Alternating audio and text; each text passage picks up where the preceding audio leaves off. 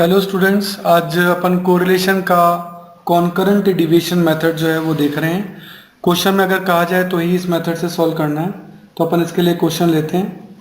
Serial number आपको दे रखे हैं 1 से लेके 6 तक, 1 2 3 4 5 6।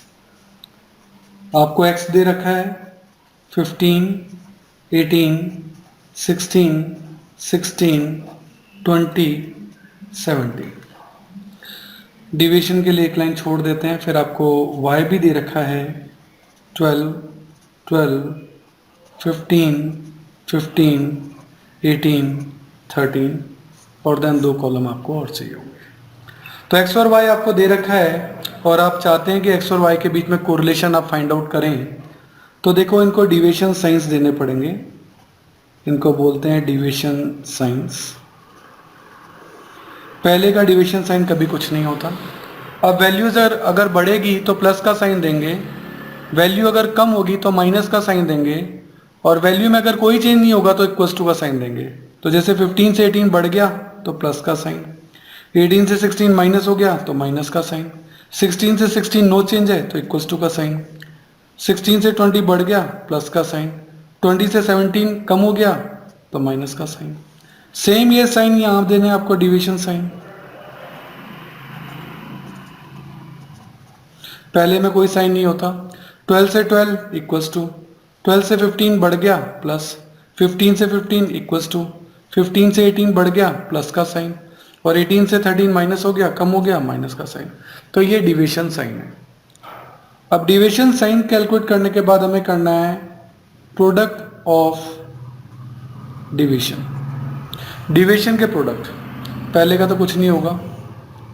अब अगर साइन एक जैसे हैं तो प्लस का साइन देना है पॉजिटिव, और अगर साइन एक जैसे नहीं है तो माइनस। ये दोनों एक जैसे नहीं है, एक प्लस है एक इक्वल्स टू है माइनस। ये माइनस है प्लस है, यानी दोनों एक जैसे नहीं है, माइनस।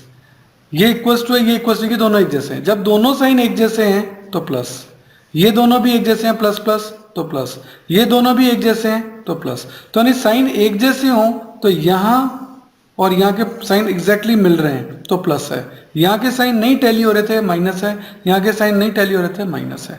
तो कुल मिला के ये आ गया प्रोडक्ट। अब अपन को इसका फॉर्मूला लगाना है। देखें फॉर्मूला, फॉर्मूला क्या है? फॉर्मूला है आर सी। आर का मतलब कोरिलेशन, सी का मतलब कॉन्करेंट। फॉर्मूला है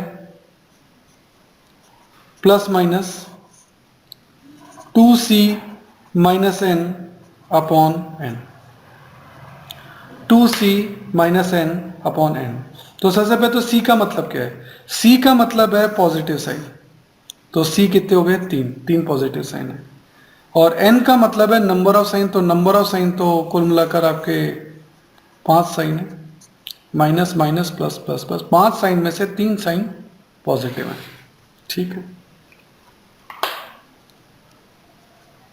प्लस माइनस 2c का मतलब प्लस साइन कितने हैं? 3, माइनस n का मतलब टोटल साइंस कितने हैं? टोटल साइंस है 5, अगेन 5, प्लस माइनस अगर माइनस की वैल्यू अंदर आती है तो उसके काम आता है, प्लस है तो कोई दिक्कत ही नहीं है।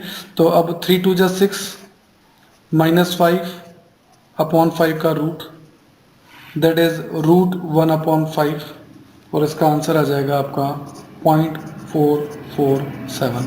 कोरिलेशन की वैल्यू हमेशा +1 और -1 के बीच में ही आती है, तो ये प्लस पॉजिटिव कोरिलेशन है 0.447 का। तो ये आपका कॉन्करेंट डिवीजन मेथड है। तो इसके अंदर जस्ट पहले को साइन कभी नहीं दिया था, ये बात ध्यान रख लेना।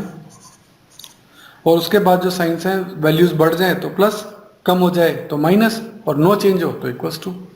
और यहाँ प्लस कैसे होता है? दोनों साइन एक जैसे हो तो प्लस, और एक जैसे नहीं हो तो माइनस। सही है? Okay, thank you.